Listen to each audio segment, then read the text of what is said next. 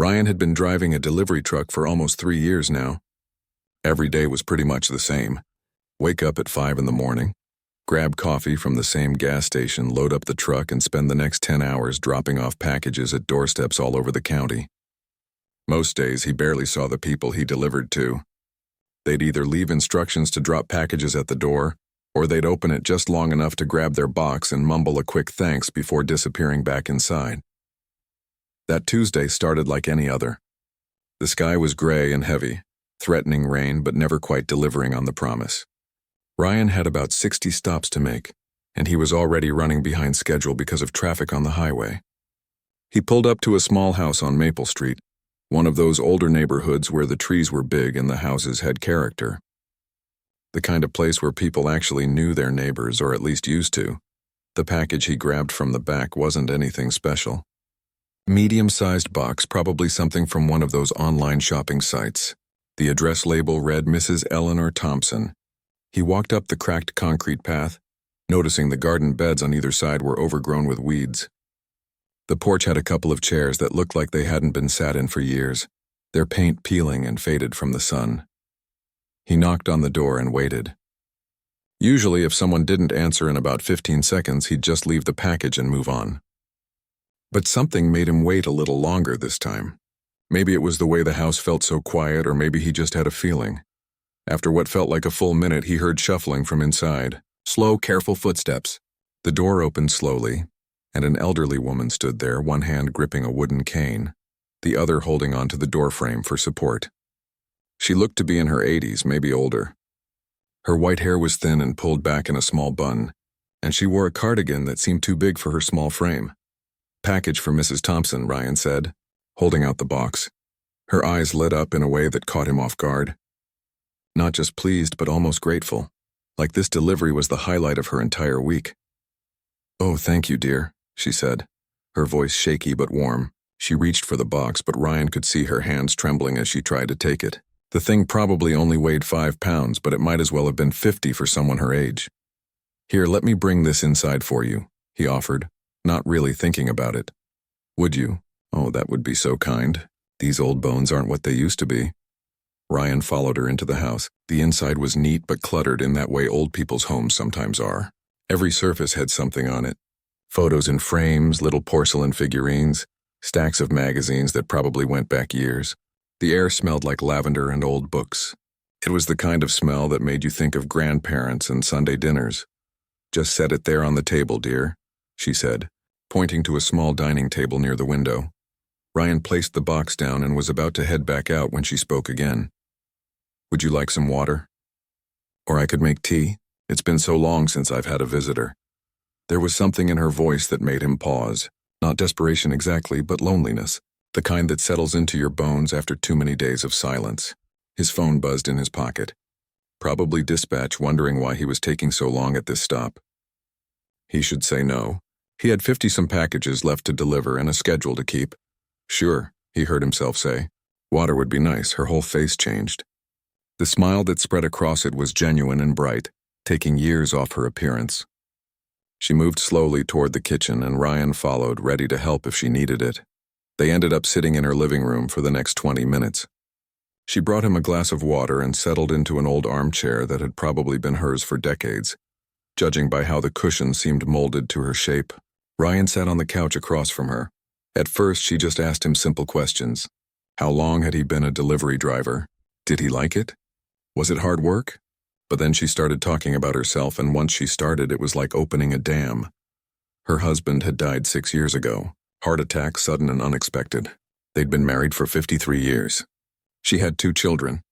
Her daughter had passed away young, some kind of cancer, and her son lived somewhere out west. California or Washington, Ryan wasn't quite sure. He visited twice a year if she was lucky. "Everyone's so busy these days," she said, not with bitterness but with a kind of resigned acceptance. "I don't blame them. Life moves fast. But sometimes the house gets so quiet I forget what my own voice sounds like." She told him about the garden she used to keep, how she'd grown tomatoes and roses and how the neighbors would always compliment her on it, about the book club she used to attend until most of the members either moved away or died, about her cat that had passed away last year, and how she hadn't gotten another one because who would take care of it if something happened to her. Ryan listened. Really listened. He wasn't checking his phone or thinking about his next stop. He just sat there and let her talk. And the strange thing was, he didn't mind. There was something peaceful about it. Sitting in this quiet house with this lonely old woman who just needed someone to acknowledge she existed. When he finally stood up to leave, she walked him to the door, moving slowly with her cane. "Thank you," she said, and her eyes were a little watery. "Not just for bringing in the package. For staying. For listening. You have no idea what that means to an old woman like me." "It was nice talking with you, Mrs. Thompson," Ryan said, and he meant it. "Please call me Eleanor." "Eleanor," he repeated, smiling. "Take care of yourself." As he walked back to his truck, he glanced back at the house. She was still standing in the doorway, watching him. She raised one hand in a small wave, and he waved back. Something about that image stuck with him as he drove away. The small, frail woman standing alone in her doorway, waving goodbye to a stranger who'd given her 20 minutes of his time. His phone had 6 missed messages from dispatch by the time he checked it. He'd have to make up time on the rest of his route. But somehow he didn't regret it. Not even a little bit. For the rest of the day, as he rushed from house to house, dropping packages and barely stopping, he kept thinking about Eleanor. About how simple it had been to make someone's day just by sitting down and listening. About how invisible people could become when they got old. How easy it was for the world to forget they were there. He didn't know it then, but that 20-minute conversation was going to change everything. Not just for Eleanor, but for him too. Sometimes the smallest acts of kindness ripple out in ways you never expect. Sometimes stopping for 20 minutes can save a life. Over the next few weeks, Ryan noticed something strange. He kept getting deliveries to Eleanor's address. At first, he thought it was just coincidence. Lots of people ordered things online these days. But it happened again and again. Every 3 or 4 days, there'd be another package with her name on it. A book one time. Then a scarf. Then some kitchen gadget that looked like something from a late-night shopping channel. Then a decorative pillow. Nothing expensive, nothing that seemed particularly necessary. Just small items. The kind of things you buy when you're browsing online late at night and add to your cart on impulse. But Ryan started to understand what was really happening. Eleanor wasn't ordering these things because she needed them. She was ordering them because it meant someone would come to her door. It meant a few minutes of human interaction. It meant she wouldn't be alone, at least for a little while. The second time he delivered to her house, he stayed for 15 minutes. The third time, 25. By the fourth visit, they'd fallen into a comfortable routine. He'd bring the package inside, she'd offer him water or sometimes lemonade, and they'd sit and talk. She told him stories about her life, and he found himself sharing things too, about his own family, about the challenges of the job, about his plans for the future. He learned that her husband had been a teacher, that they'd met at a county fair when she was 19, that they'd wanted more children but it hadn't worked out, that her daughter, the one who'd died, had been an artist who painted beautiful landscapes. Eleanor still had some of her paintings on the walls. Eleanor learned about Ryan too. She knew he was trying to save money to go back to school, that he lived in a small apartment across town, that his own grandmother had died when he was young, and he wished he'd spent more time with her before she was gone. "You remind me of my grandson," she said once, looking at him with that soft, sad smile. "He'd be about your age now if he'd lived. Car accident when he was 17. Ryan hadn't known about a grandson. There was so much pain in this woman's life, so much loss. And yet she kept going, kept smiling, kept ordering random items online just to have a reason to see another human face. The problem was, Ryan's boss was starting to notice. His supervisor, a guy named Greg who cared more about numbers than people, pulled him aside one afternoon. "Your delivery times are slipping," Greg said, tapping his tablet where all their stats were tracked, especially on Maple Street. "You're spending way too long at one address. What's going on?" Ryan tried to explain, but Greg cut him off. "Look, I get it. Nice old lady wants to chat, but you've got a schedule to keep. Other customers are waiting for their packages.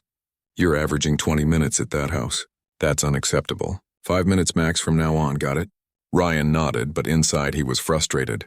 5 minutes, like Eleanor was just another stop on the route, just another box to check off. Like her loneliness didn't matter as long as the packages got delivered on time.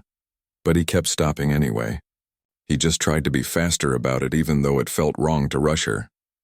Sometimes she'd be in the middle of telling him something, and he'd have to interrupt, apologize, say he had to go. The disappointment in her eyes was hard to take. One day, about a month after they'd first met, Ryan showed up with a coffee for both of them. He'd stopped at a drive-thru on his way and picked up 2 cups, remembering that she took hers with cream and 1 sugar. It was a small thing, but Eleanor's face when she saw it nearly broke his heart. She looked at that simple coffee cup like he'd brought her gold. "You remembered," she said softly. "Of course I remembered." They sat in her living room, sipping coffee, and she told him about her husband's coffee habit, how he'd drink it black and strong, how he'd always make a full pot even though it was just the 2 of them and they'd end up throwing half of it away. She laughed when she told the story, but her eyes were wet. Ryan started bringing little things after that. A flower from his neighbor's garden, who had more than she knew what to do with. A magazine he'd picked up at the grocery store about gardening, since Eleanor had talked so much about missing her garden. Once he brought his tablet and showed her photos of the local botanical garden, and she stared at the pictures like they were windows to another world. His delivery times got slower. Greg gave him another warning. Ryan didn't care as much as he probably should have. There was something about Eleanor that got to him. Maybe it was because she reminded him of his own grandmother. Maybe it was because he'd started to understand just how cruel loneliness could be, how you could be surrounded by houses and people and still feel completely invisible. One afternoon, Eleanor told him something that stuck with him. "You know what the hardest part is?" she said. They were sitting in her living room, and she was holding a cup of tea with both hands like she needed the warmth. "It's not being alone. I've gotten used to being alone. It's the feeling that nobody would notice if you disappeared, that you could be gone tomorrow, and the world would just keep spinning like you were never here at all." Ryan didn't know what to say to that. What could you say? So he just reached over and squeezed her hand gently. "I'd notice," he said. She smiled at him, tears sliding down her wrinkled cheeks. "I know you would, dear. I know you would." The next week, Ryan brought his phone and taught her how to text. She had a cell phone that her son had gotten her years ago, one of those simple ones with big buttons, but she'd never really learned how to use it beyond calling. Ryan showed her how to write messages, how to save his number, how to send him a text if she ever needed anything. "I'm not much good with technology," she said, fumbling with the buttons. "You're doing great. Look, you just sent me a message, see?" His phone buzzed, and he showed her the screen. It just said hello, but she looked so proud of herself. "Now you can let me know when you need something," he said.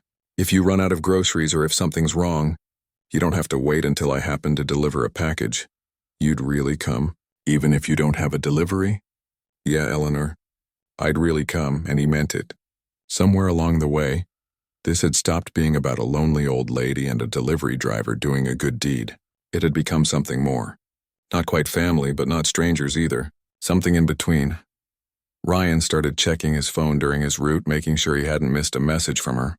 Sometimes she'd text him little things. "Saw a cardinal in the yard today. The news said it might snow. Thank you for being kind to an old woman." Simple messages that probably took her 10 minutes to type out on that basic phone, but they made him smile every time. Greg called him into the office one more time. "Last warning, Ryan. I mean it. Your numbers are the worst on the team. If this doesn't improve, we're going to have to let you go." Ryan wanted to argue, wanted to explain that sometimes there were things more important than delivery numbers, but he just nodded. He needed this job. He had rent to pay, bills to cover, and that dream of going back to school still felt far away. He couldn't afford to lose his income over this, but he also couldn't stop visiting Eleanor. It felt wrong on a level he couldn't quite explain, like abandoning her would be betraying something important, some basic human obligation to look out for each other. So he tried to split the difference. He'd still stop by, but he'd be quicker about it. 10 minutes instead of 20. He'd help her with whatever she needed, make sure she was okay, but then he'd have to rush off to the next stop. It wasn't ideal, but it was the best he could do. Eleanor never complained. She just thanked him every time, told him she understood he was busy, told him not to get in trouble on her account, but he could see the loneliness creeping back in during those shorter visits. Could see how much those extra minutes had meant to her. Ryan lay awake some nights thinking about it, about how messed up it was that the world worked this way. That profits and productivity mattered more than people. That an old woman's loneliness was just an acceptable casualty of an efficient delivery system. That caring too much could cost you your job. But what was he supposed to do? Stop caring? Pretend Eleanor was just another address on his route? He'd tried that before meeting her, and it had made him feel hollow inside. Going through the motions of life without really connecting to anyone. At least now he felt like he was doing something that mattered, even if it was small. He didn't know that everything was about to change. That in just a few days his decision to keep checking on Eleanor would mean the difference between life and death. That sometimes doing the right thing has consequences you never see coming, both good and bad. That caring about people can cost you, but not caring can cost you even more. Thursday started like any other day. Ryan woke up before dawn, grabbed his usual coffee, and headed to the distribution center to load up his truck. The morning was cool and foggy, the kind of weather that made everything feel muted and gray. He had 73 stops on his route today, and Eleanor's address was number 42. He worked his way through the morning deliveries, dropping off packages at businesses and homes, barely interacting with anyone. Most people had left notes to just leave things at the door. Some didn't even bother with that. They just tracked their packages online and grabbed them whenever they got home. By early afternoon, Ryan was making good time. Greg would be happy with his numbers today. He pulled onto Maple Street and parked in front of Eleanor's house. He grabbed her package from the back, a small box that felt like it might be another book. She'd been ordering a lot of books lately, large print editions of novels she'd loved when she was younger. But something felt off as soon as he got out of the truck. He couldn't quite put his finger on what it was at first. Then he realized what he was seeing. Newspapers. 3 of them still in their plastic sleeves sitting on her front porch. The mail was overflowing from her mailbox, and her curtains were closed, which was unusual. Eleanor always kept them open during the day. She liked to watch the birds in her yard. Ryan's stomach tightened. He walked up to the door faster than usual and knocked. No answer. He knocked again, harder this time. Still nothing. No shuffling footsteps, no slow approach to the door. Just silence. He tried the doorbell even though he knew it didn't work. Eleanor had mentioned that months ago, said she'd been meaning to get it fixed but never got around to it. He knocked one more time, really pounding on the door now, and called out, "Eleanor? Mrs. Thompson? It's Ryan. Are you okay?" Nothing. His heart was racing now. He pulled out his phone and looked at his messages. The last text from her had been 2 days ago. Tuesday morning. Good morning. Hope you have a nice day. He'd been so busy he'd just sent back a quick thumbs-up emoji and hadn't thought about it since. 2 days. The newspapers were from Tuesday, Wednesday, and today. She hadn't brought them in. Hadn't gotten her mail. Hadn't opened her curtains. Ryan stepped back and looked at the house. Everything looked normal from the outside. No broken windows, no signs of anything wrong. But everything felt wrong. Every instinct he had was screaming that something was not right. He called Eleanor's number. From inside the house, he could faintly hear her phone ringing. It rang and went to voicemail. He tried again. Same thing. Ryan stood on the porch, his mind racing. What was he supposed to do? He couldn't just break down her door. What if she was fine? What if she'd gone somewhere, stayed with a friend or something? But Eleanor didn't really have friends anymore. She'd told him that. And she wouldn't have just left without bringing in her newspapers or her mail. She was too careful about things like that. He called his dispatch office. The woman who answered sounded annoyed that he was bothering her with this. "I'm at a customer's house, and I think something might be wrong. The newspapers are piled up, mail's overflowing, and she's not answering. Did she file a complaint or something?" "No, I deliver here regularly. This isn't normal. Sir, we're a delivery company, not a welfare check service. If you're concerned, call the police." She hung up. Ryan stared at his phone, then at Eleanor's door. Call the police. That felt like such a big step. What if he was overreacting? What if she was just sleeping deeply or had gone somewhere after all? He'd feel like an idiot calling 911 for nothing. But what if she wasn't okay? What if she'd fallen or gotten sick? What if she was lying in there right now needing help? He made the decision. He dialed 911. 911, what's your emergency? I'm not sure if it's an emergency exactly, but I'm at an elderly woman's house and I think something might be wrong. She's not answering her door, and there are newspapers piled up from the last couple days. The dispatcher asked for the address, asked for more details. Ryan explained everything he could. about being her regular delivery driver, about how she always answered, about the signs that something was off. The dispatcher told him to stay there, that they'd send an officer to check it out. Ryan waited on the porch, checking his phone every few seconds like that would make the police arrive faster. His route was getting backed up. He should have been 5 stops ahead by now. Greg was probably already looking at the tracking system, wondering why he was sitting at one location for so long. But Ryan couldn't make himself leave. 20 minutes later, a patrol car pulled up. 2 officers got out, one older and one young, probably a rookie. Ryan explained everything again. The older officer, whose name tag said Patterson, looked at the piled newspapers and nodded. "You did the right thing calling this in," he said. "Better safe than sorry with elderly residents." They tried knocking themselves, calling out in loud official voices. Still nothing. Officer Patterson walked around the side of the house, checking windows. He came back shaking his head. "Do you know if she has any family nearby?" he asked Ryan. "A son, but he lives out of state. I don't have his contact information. Any neighbors with a spare key?" Ryan thought about it. Eleanor had mentioned a neighbor once, the woman next door who'd lived there for years. He pointed to the house. She might know. Officer Patterson sent his partner to try next door while he stayed with Ryan. A few minutes later, the younger officer came back with a woman in her 60s who was holding a key and looking worried. "Eleanor never mentioned going anywhere," the neighbor said. "We usually chat when we're both getting our mail. I hadn't seen her in a few days, but I just thought she was staying inside. The weather's been cold." She unlocked the door. Officer Patterson went in first, calling out, "Mrs. Thompson, this is the police. We're doing a welfare check." Ryan stayed on the porch, his heart pounding. The neighbor stood next to him, wringing her hands. The silence from inside the house felt heavy and wrong. Then Officer Patterson's voice urgent, "Call an ambulance. We've got a fall victim." Everything moved fast after that. The younger officer was on his radio immediately.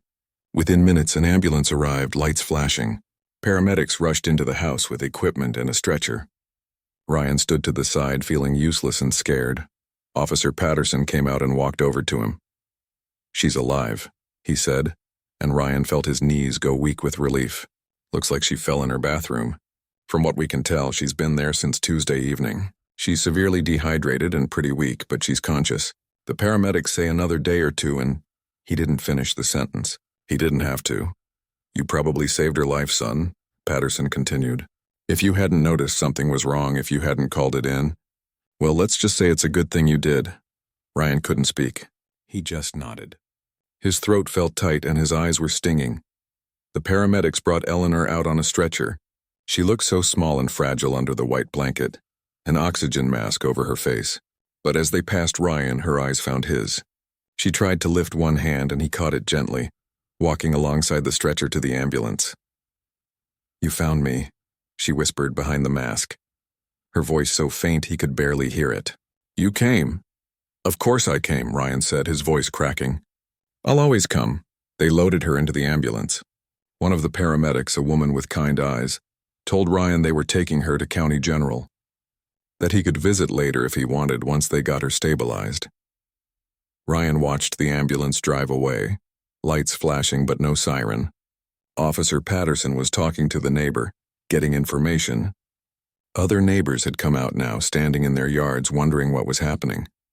Ryan walked back to his truck in a daze. His hands were shaking as he climbed into the driver's seat. He sat there for a minute, just breathing, trying to process what had just happened. Eleanor could have died. If he hadn't paid attention. If he hadn't noticed the newspapers. If he'd just dropped the package and moved on like he was supposed to. She would have died. Alone on her bathroom floor with nobody knowing or caring. His phone rang. It was Greg. "Where the hell have you been?" "You've been at one location for 45 minutes. You've got 30 stops left and you're already behind schedule." "I had to call 911, Ryan said. "Customer emergency." "What kind of emergency?" The elderly woman at this address had fallen. She'd been there for 2 days. "I found her." There was a pause on the other end of the line. "Is she okay?" "She's alive. They took her to the hospital." Another pause. Then Greg's voice, softer now. "All right. Finish your route as best you can.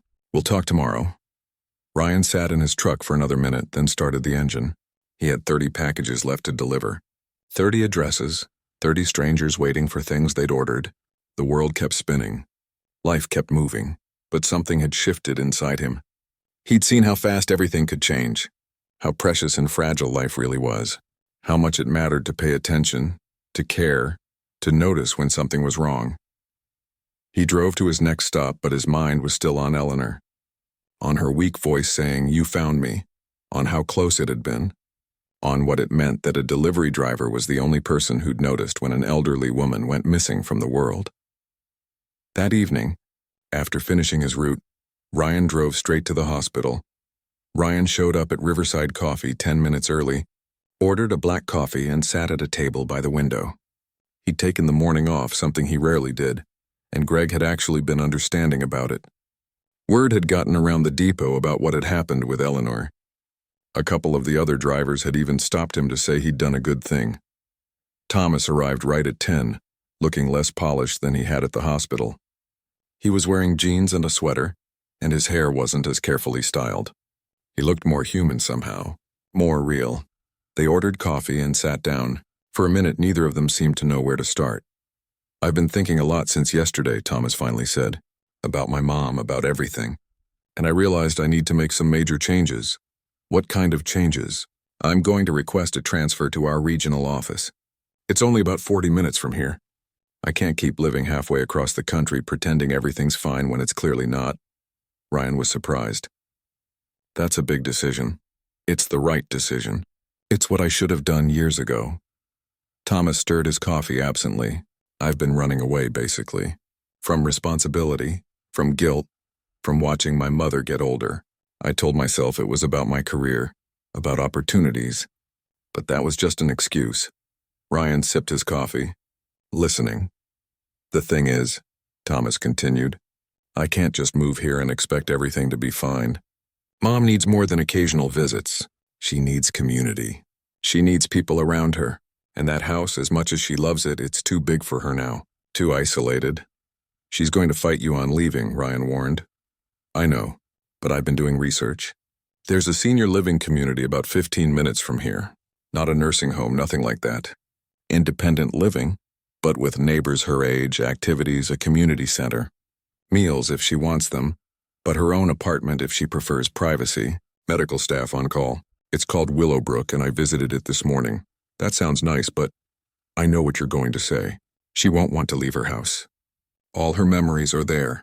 But Ryan, she almost died alone in that house. Those memories aren't worth her life." Thomas's voice cracked slightly. "I can't lose her because I was too afraid to have a difficult conversation." They talked for over an hour. Thomas had thought through everything. He was going to help Eleanor downsize, keep the things that mattered most to her, create a space in the new apartment that would feel like home.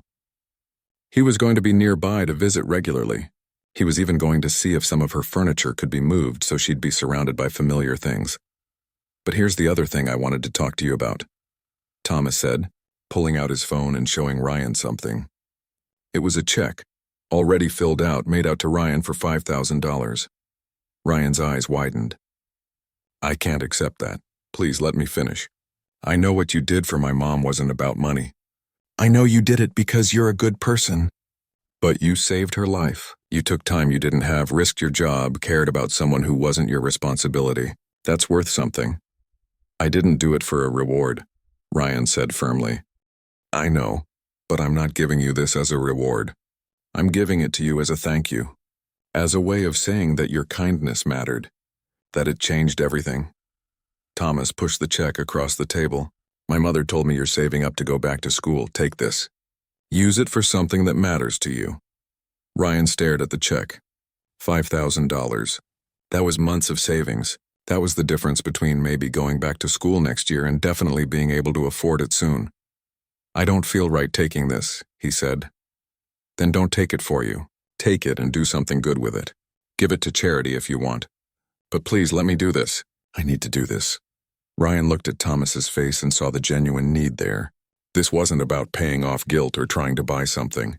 This was a man who felt helpless in the face of almost losing his mother, trying to make meaning out of a terrifying situation. "Okay," Ryan said quietly, "but on one condition.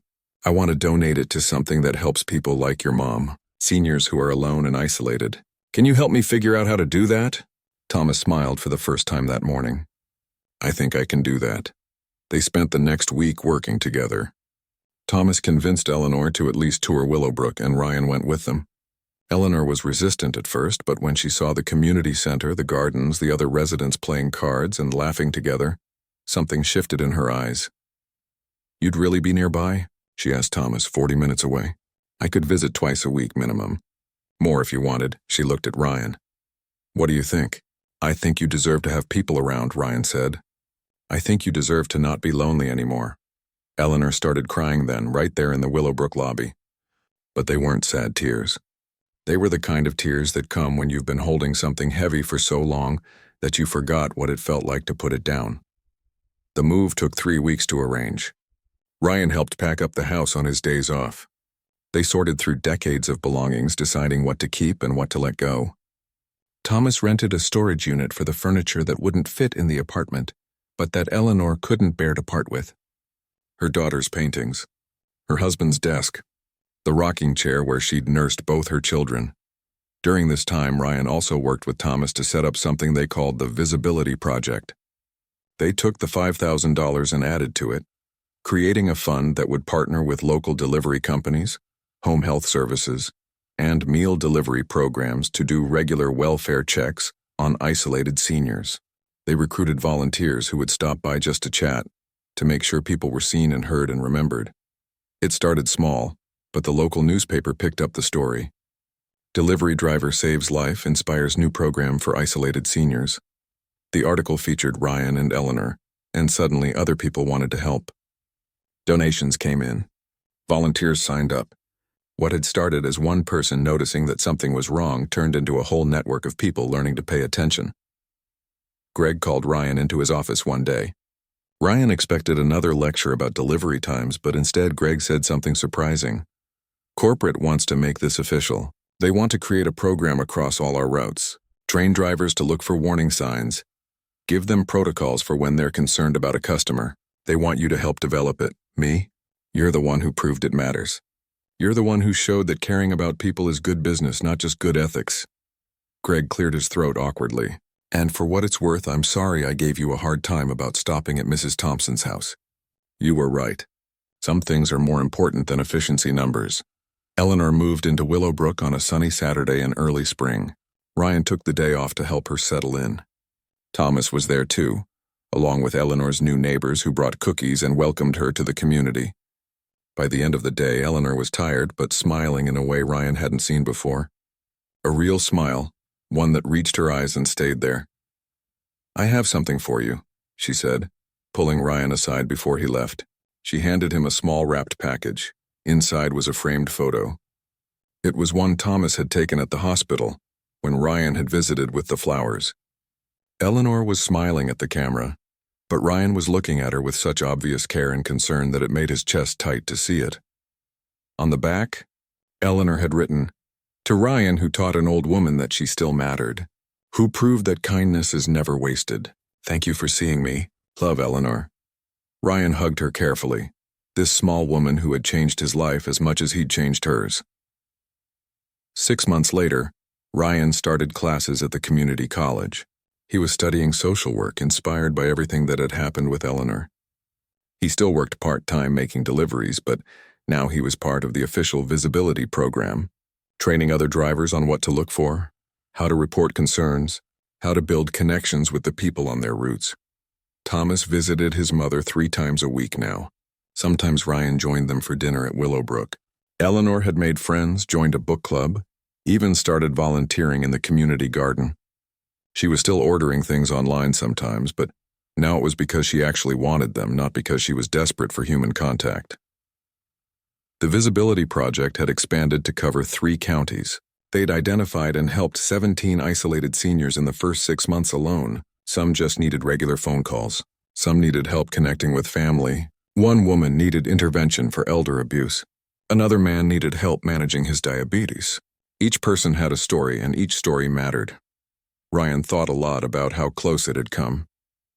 How Eleanor had almost died alone on that bathroom floor because nobody was paying attention. How easy it would have been for him to just leave the package and drive away. How the smallest choice to stop and notice that something was wrong had cascaded into all of this. One evening, Ryan sat in Eleanor's new apartment, drinking tea and listening to her tell stories about her book club drama. Thomas was there too, laughing at his mother's impression of one particularly dramatic club member. Through the window, Ryan could see other residents walking through the gardens, talking and laughing together. "I've been thinking," Eleanor said suddenly, "about how we never know what small moments are going to change everything. You knocked on my door to deliver a package, and somehow that turned into all of this." She gestured around her apartment, at Thomas, at the life she'd rebuilt. "You saved my life, yes. But you did more than that. You reminded me that I mattered, that I was worth caring about." "You were always worth caring about," Ryan said. "I know that now. But I'd forgotten." Eleanor reached over and patted his hand. "You gave an old woman her life back. And not just me. All those other people your program is helping. That's a legacy, Ryan. That's something real." Ryan didn't know what to say to that. He'd never thought of himself as someone who'd have a legacy. He was just a guy who'd decided to pay attention, to care when it would have been easier not to. But maybe that was enough. Maybe that was everything. Thomas raised his teacup to paying attention, to noticing when something's wrong, to caring about each other. To kindness, Eleanor added. To not being invisible, Ryan finished. They clinked their cups together, three people whose lives had been changed by the simple act of one person deciding that another person mattered. Outside, the sun was setting, painting the sky in shades of orange and pink. Tomorrow, Ryan would go back to his deliveries, but he'd do it differently now. He'd keep paying attention. He'd keep noticing. He'd keep caring, because he'd learned something important. The world was full of people who felt invisible, who'd gotten used to being overlooked, who'd stopped expecting anyone to notice if they disappeared. And sometimes all it took was one person deciding to see them, to acknowledge they existed, to care that they were okay. Sometimes saving a life was as simple as noticing when the newspapers piled up. And sometimes changing the world started with a conversation on a lonely woman's porch, a delivery driver who decided to stay 20 minutes longer than he should have, and the choice to believe that every person, no matter how old or isolated or forgotten, deserved to be seen. That was the lesson. That was what mattered. That was everything. 2 years had passed since that Thursday afternoon when Ryan found Eleanor on her bathroom floor. 2 years that had changed everything in ways none of them could have predicted. Ryan sat in his small office at the community center, looking at the wall of photos in front of him. Each picture showed a face, a person who'd been helped through the Visibility Project. 17 seniors in the first 6 months had grown to over 200 across 5 counties. Each one had their own story. Each one mattered. His phone buzzed. It was a text from Eleanor. She still texted him regularly, though her typing had gotten much better with practice. "Book club tonight. You promised you'd come. Don't make an old woman wait," Ryan smiled. Eleanor's book club had become somewhat legendary at Willowbrook. What had started as 5 quiet women reading romance novels had turned into a lively group of 15 people who argued passionately about everything from mystery plots to political thrillers. Eleanor had found her people, her community, and she'd become a different person because of it. Stronger, happier, more herself than she'd been in years. He texted back a thumbs up and returned to the grant application he was working on. The Visibility Project needed funding to expand to neighboring states. They'd been contacted by organizations in 7 different states wanting to replicate their model. Ryan, who'd never imagined himself doing anything but delivering packages, was now writing grants and giving presentations and training volunteers across the region. His phone rang. It was Thomas. "Hey, I've got news," Thomas said, sounding excited. "The foundation approved our proposal. We're getting $500,000 to expand the program nationally." Ryan nearly dropped his phone. "Are you serious?" "Dead serious." They loved everything about it. The personal story, the measurable results, the scalability. They want to feature us in their annual report. Thomas paused. "This is really happening, Ryan. What started with you noticing some newspapers on a porch is going to help thousands of people." After they hung up, Ryan sat back in his chair, trying to process it all. Sometimes he still couldn't believe this was his life now. He'd finished his associate degree and was working on his bachelor's in social work. He'd been hired full-time to run the Visibility Project. He had purpose, meaning a reason to wake up every morning that went beyond just paying bills. But more than that, he had family. Not blood family, but the kind you choose. Eleanor and Thomas had become as close to him as anyone. They celebrated holidays together, called each other just to talk, showed up for each other when things got hard. That evening, Ryan showed up at Willowbrook for book club. The community center was buzzing with activity. A group was doing Tai Chi in one corner. Some residents were playing cards. Others were just sitting and talking, enjoying the company. Eleanor spotted him immediately and waved him over. She looked good. Really good. Her eyes were bright, her posture straighter. She'd gained back the weight she'd lost from those lonely years in her house. She was wearing a colorful sweater that one of her book club friends had knitted for her. "There he is," she announced to the group. "The man who started all of this." "Eleanor, please," Ryan said, embarrassed. "Don't you Eleanor please me. These ladies need to hear the story." And she told it for what must have been the 100th time. But Ryan never got tired of hearing it, because Eleanor told it differently now. In the early days, she'd cried when she talked about being found on that bathroom floor. Now she told it with humor and perspective, focusing not on the scary parts but on what came after, the rebuilding, the rediscovery of joy, the second chance at really living. "The point is," Eleanor said to the gathered book club members, "we all need people who pay attention, who notice when something's wrong, who care enough to do something about it." She looked at Ryan with such affection that it made his throat tight. This young man taught me that I still had value, that my life still mattered.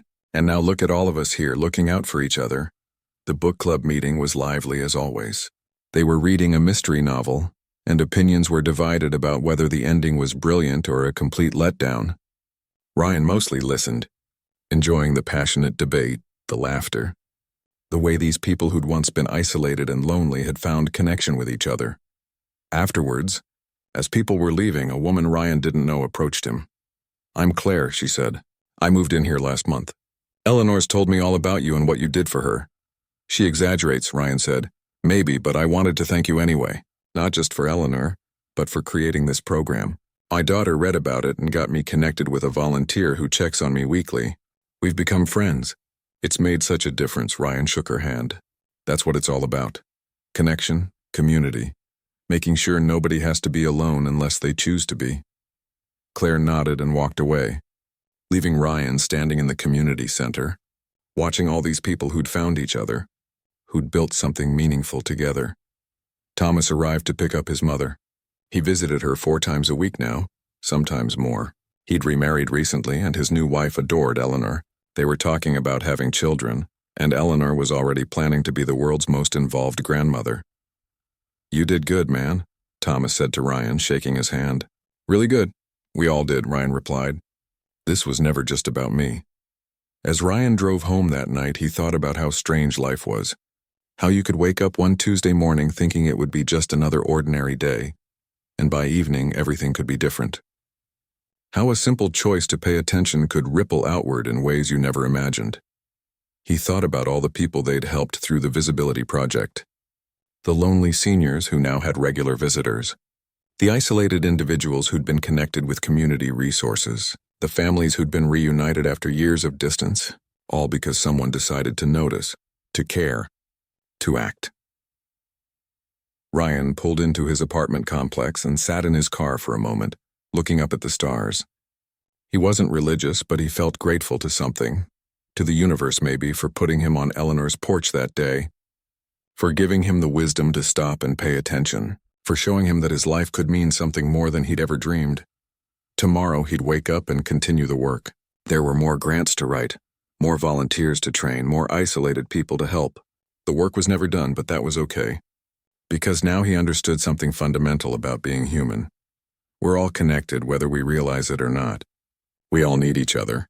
And sometimes the most important thing you can do is simply notice when someone needs to be seen, and then make sure they know they matter. That was the lesson Eleanor had taught him. That was the gift she'd given back to the world through her story, and that was what Ryan would spend the rest of his life sharing with anyone who'd listen. Because in the end, that's what saves us. Not grand gestures or dramatic rescues, but the quiet, consistent act of paying attention to each other, of caring, of showing up. of making sure that nobody, absolutely nobody, has to feel invisible in this world. That was everything. That was enough. That was exactly what mattered.